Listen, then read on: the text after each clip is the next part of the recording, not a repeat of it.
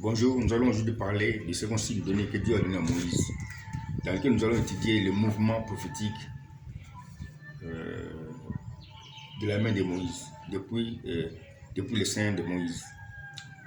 Avant de commencer, un petit mot de prière pour remercier le Seigneur. Dieu béni, nous sommes reconnaissants pour cette grâce que tu nous as accordée d'être ce matin, Père bien-aimé, pour continuer, Père Céleste, le travail que nous faisons, de présenter, Père Céleste d'Ivoire, la promesse que Dieu a donnée dans le second signe que Dieu a donné à Moïse. Viens nous en aide pour cela, Père Céleste, parce que sans toi, on ne peut rien faire du tout. Veuille aussi bénir, Père, bien ceux qui vont suivre ceci dans ta grâce. Nous te le demandons au nom du Seigneur Jésus-Christ pour la gloire de ce nom. Amen. Nous avons parlé d'abord du premier signe. En rapport avec ce que nous avons dit concernant les mouvements prophétiques, nous avons dit que la Bible, c'est le seul livre au monde dans lequel le mouvement d'un personnage crée une prophétie biblique. Et nous avons vu aussi ce cas-là dans le premier signe donné par Dieu à Moïse. Dans ces premiers signes, nous l'avons étudié. Nous avons vu que le bâton jeté par Moïse a créé une prophétie qui avait annoncé que Dieu sera un homme. Mais quel homme? Un homme qui va porter comme la terre le serpent, c'est-à-dire le péché qui donne la mort à son peuple. Alors Dieu va mourir à la place de son peuple lui-même. Et nous sommes venus aujourd'hui pour parler un peu du même mouvement prophétique de la main du mouvement prophétique de la main de Moïse dans le deuxième signe que Dieu a donné à Moïse. Nous avons dit que chaque mouvement peut être représenté par une flèche qu'on appelle flèche de mouvement, comme c'est dessiné ici. Voici maintenant ici la flèche de mouvement de la main de Moïse. Et comme chaque mouvement a un départ et aussi une arrivée, nous disons ceci. Au départ, il y avait le sein de Moïse. Parce que Dieu avait dit à Moïse ceci, avant de commencer, mets ta main sur ton sein. Moïse a pris sa main, il a mis ça dans son sein. Après ça, il lui dira, retire ta main de ton sein. Quand Moïse a retiré sa main de son sein, la main est devenue lépreuse. C'est de la main à porter la lèpre. Moïse n'a pas compris que c'était un mouvement prophétique qui a créé une prophétie. Alors, étudions maintenant les mouvements de la main de Moïse, qui est devenue maintenant lépreuse. Nous représentons le mouvement de la main de Moïse par une flèche qu'on appelle flèche de mouvement de la main de Moïse. Au départ, il y avait le sein de Moïse.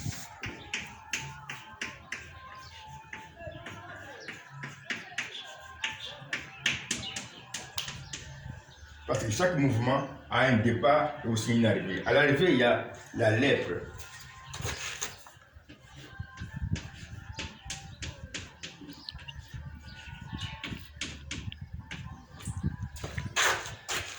Nous avons trouvé ici un petit schéma dans lequel Dieu a caché une prophétie sous forme de mouvement. La main de Moïse se trouve dans ce mouvement-là. Nous pouvons la placer ici. Je mets ici la main de Moïse.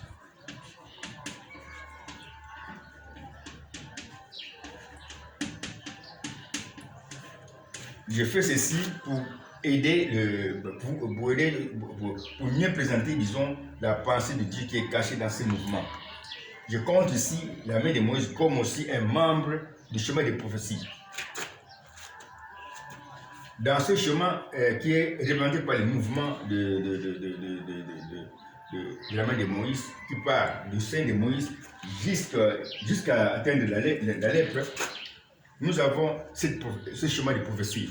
Le sein de Moïse, on peut écrire ici le sein de Moïse.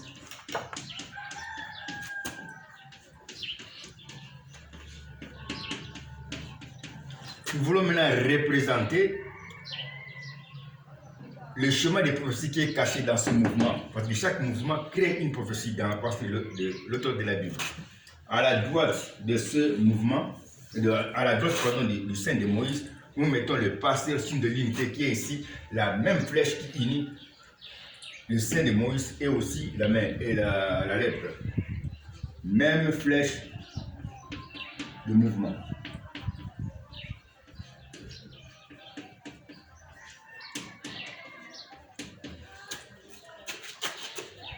La main de Moïse aussi est comptée dans le chemin. Nous plaçons ici la main de Moïse. La main de Moïse.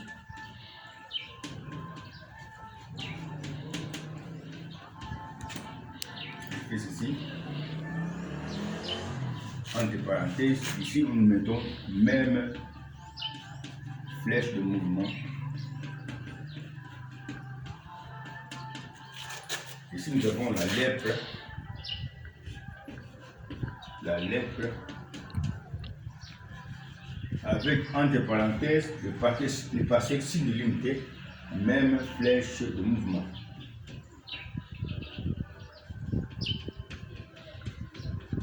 Voilà. Nous venons de trouver ici le chemin des prophéties qui a maintenant trois mariés, trois branches. Le premier marié, le second marié et le troisième marié. Parce que nous avons dit qu'un chemin des prophéties s'appelle aussi un personnage de l'unité. C'est-à-dire un personnage qui montre l'unité, le mariage spirituel. Ce chemin que nous avons trouvé était caché dans le mouvement de la main de Moïse qui est partie du sein de Moïse jusqu'à la lèpre. Ce chemin ici des prophéties que nous avons trouvé était écrit à l'intérieur de la pensée de celui qui existe par lui-même. Avant la création des anges, aucun ange ne connaît ici. Les anges, comme vous autres, vous êtes en train de suivre la même leçon sur le signe de l'unité. Maintenant, quelle est la prophétie qui est cachée dans ces chemins de prophétie? Pour connaître cela, nous devons d'abord connaître ce qui représente le sein de Moïse, et ce qui représente la main de Moïse, et ce qui représente la lèpre. Nous venons ici pour un schéma plus clair.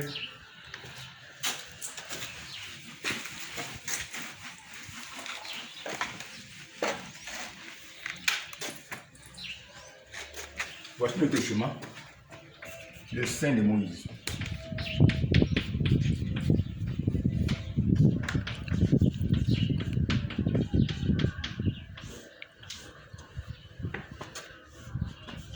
La main de Moïse.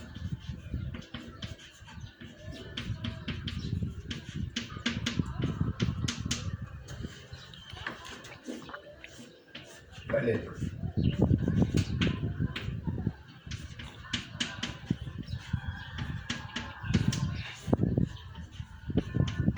Même flèche de mouvement dans chaque entre parenthèses.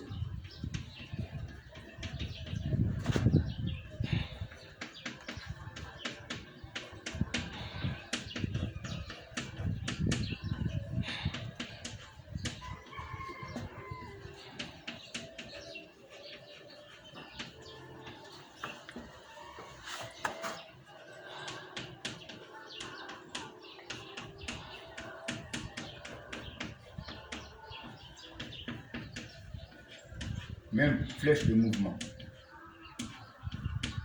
Voilà. Nous avons trouvé ici le chemin des prophéties qui était caché dans les mouvements prophétiques de la main de Moïse qui est partie depuis le sein jusqu'à atteindre la lèpre. Maintenant, se pose une question, que signifie ici la main de Moïse?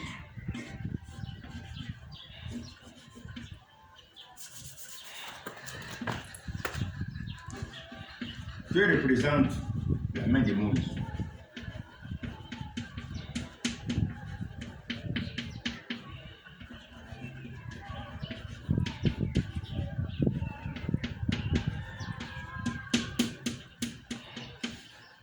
C'est la question. Nous connaissons ce que signifie, ce que représente Moïse. Parce que Moïse, ici, dans ce chemin, dans ce film ici, est un acteur qui tourne un film qui est dans le rôle de Dieu. Nous avons déjà vu cela. Le sein de Moïse représente seulement le sein de Dieu. C'est-à-dire l'intérieur de la divinité. Maintenant, la main de Moïse, ça représente quoi? C'est ce que nous allons voir maintenant tout de suite là. Veuillez me suivre pour découvrir la sagesse de Dieu.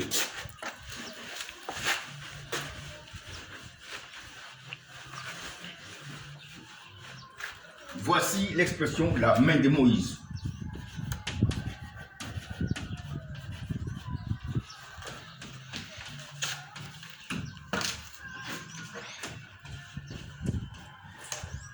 Veuillez suivre ceci parce qu'on va découvrir maintenant la sagesse de Dieu qui a écrit le récit biblique. Nous avons aussi la main de Moïse, c'est un cas possessif. C'est comme je peux prendre le cas de la parole de Dieu. La parole de Dieu aussi. La parole de Dieu.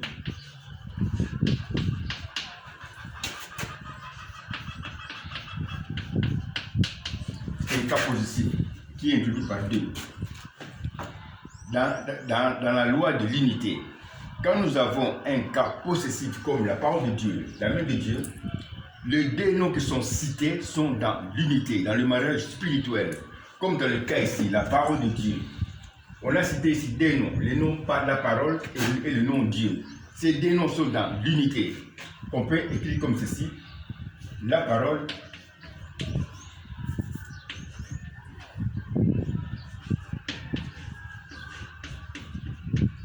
et Dieu. Les deux noms qui sont cités ici dans la parole de Dieu sont dans l'unité. La parole et Dieu. Ceci est un schéma de prophétie qui est simplifié. Il veut seulement dire ceci. La parole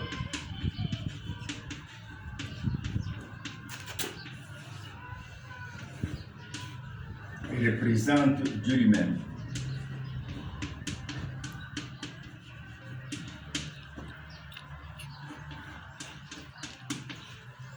Autrement dit, la parole de Dieu, c'est Dieu lui-même. Dans ce chemin, dans l'expression aussi, qui est un cas positif, la parole de Dieu, nous voyons tout simplement la parole représente Dieu. Allons maintenant voir ce qui est dit concernant la main de Moïse. Pour la main de Moïse, nous revenons un peu ici en arrière pour avoir un peu de clarté.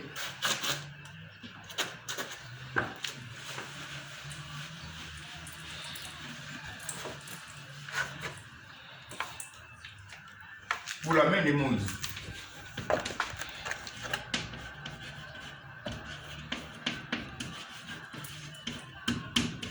Je répète ce que j'ai dit.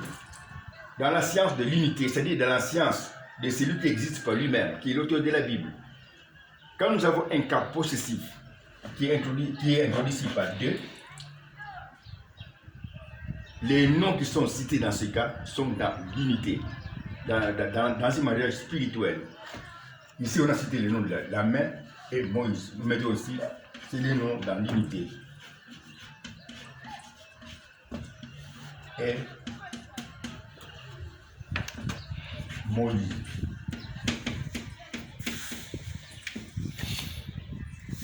C'est une expression dans laquelle Dieu a caché une prophétie, trouve une prophétie. Mais la main et Moïse, n'est pas vraiment, ne peut pas nous donner une expression là qui est claire. Pour avoir une expression claire, nous allons retourner le schéma. Et regardez ce que je fais. Je fais ici Moïse.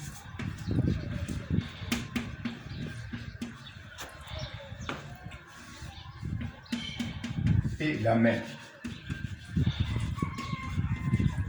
On a retourné ici le schéma dans la pensée de Dieu. C'est toujours le même mariage. Le mariage qui est ici est représenté ici autrement, mais on a retourné seulement le schéma. C'est Dieu qui m'a enseigné ceci, vous me suivre. Moi, je ne connaissais pas ces choses. On avait ici la main et Moïse, mais on a retourné le schéma. On a maintenant Moïse et la main. Maintenant, quelle est la pensée de Dieu dans ces schémas de prophétie qui est simplifié? Moïse, nous avons dit, représente Dieu.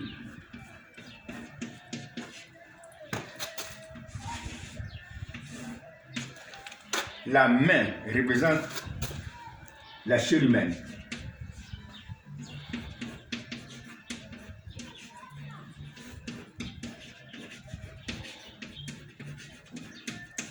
Maintenant, voici la pensée de Dieu qui est cachée dans ce schéma. Dieu qui sera dans la chair humaine.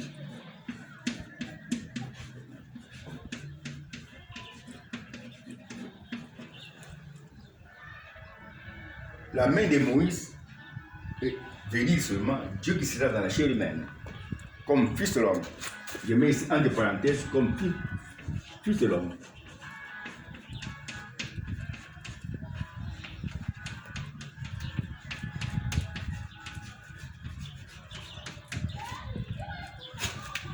Quand nous voyons dans le témoignage de la main de Moïse, Dieu qui parle de la main de Moïse, cette main-là représente seulement Dieu qui sera dans la chair humaine, comme fils de l'homme.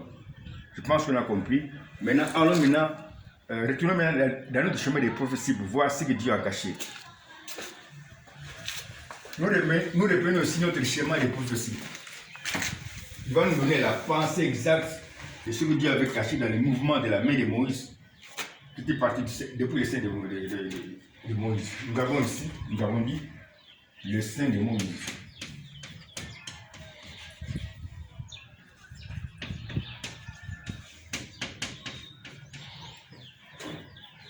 Ici, nous avons le pasteur signe de ligne de la flèche de mouvement.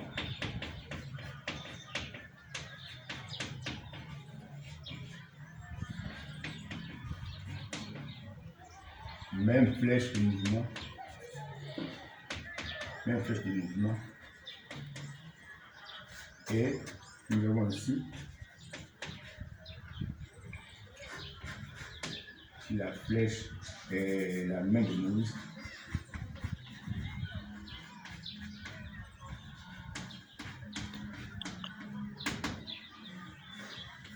Et à la fin, nous avons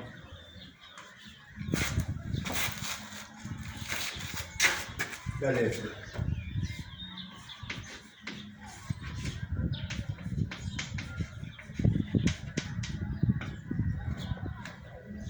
Même flèche de mouvement.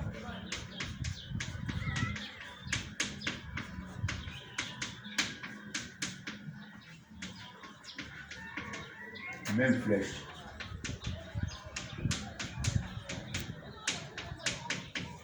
Voici notre chemin des prophéties que nous allons maintenant lire. Aucun âge de prêtre ne connaît ceci. Chaque ange est en train d'apprendre ça aujourd'hui, ensemble avec vous autres. Le sein de Moïse représente Dieu.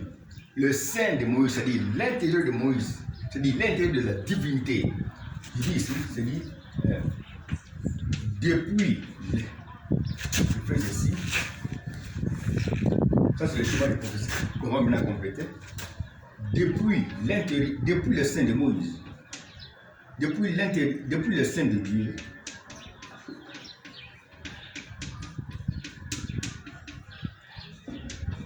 qui est représenté par le sein de Moïse, c'est-à-dire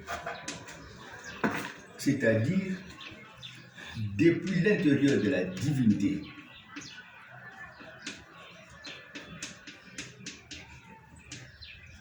L'intérieur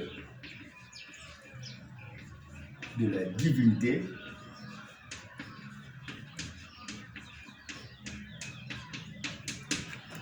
depuis le sein de Dieu qui est représenté par le sein de Moïse, c'est-à-dire depuis l'intérieur de la divinité viendra à sa première venue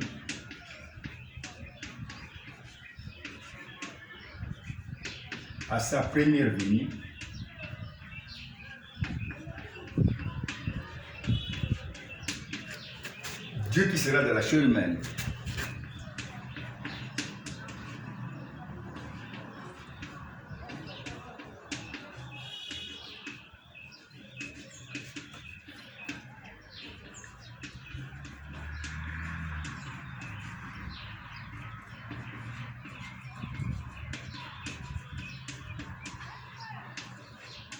Comme fils de l'homme.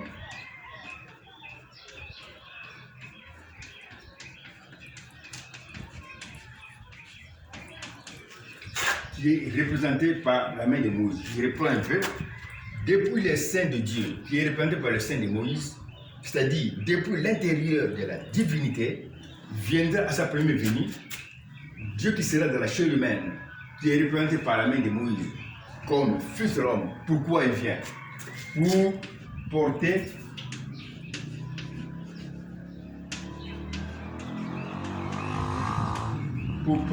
la lèpre.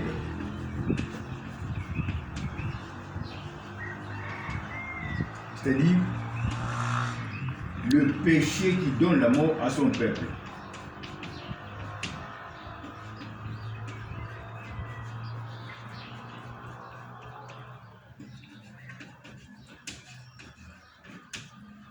À son peuple.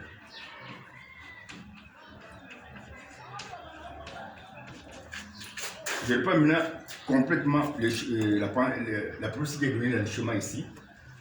Depuis les saints de Dieu, qui est représenté par le saint de Moïse, c'est-à-dire depuis l'intérieur de la divinité, viendra à sa première venue, Dieu qui sera dans la chair humaine, comme fils de l'homme, qui est représenté par la main de Moïse. Pourquoi? Pour porter la lèpre, c'est-à-dire le péché qui donne la mort à son peuple. Alors, qu'est-ce qui va se passer? On continue. Je mets ici point pour continuer. Alors, on vient ici. Donc là, c'est plus clair. Hein. Voilà, c'est plus clair ici.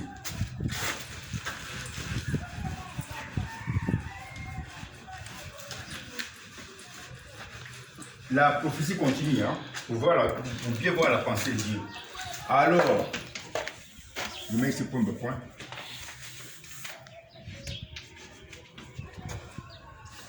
Alors, Dieu mourra à la place de son peuple. Mourra à la place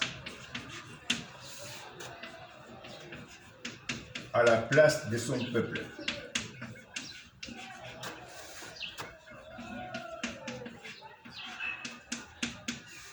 Comme un sacrifice d'expiation.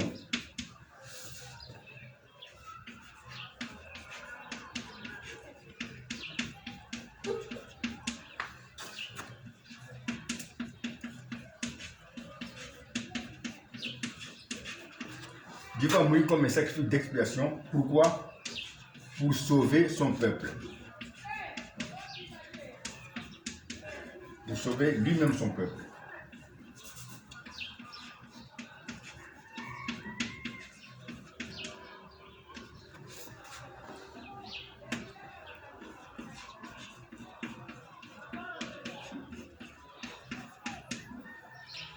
Ça, c'est la suite de la prophétie.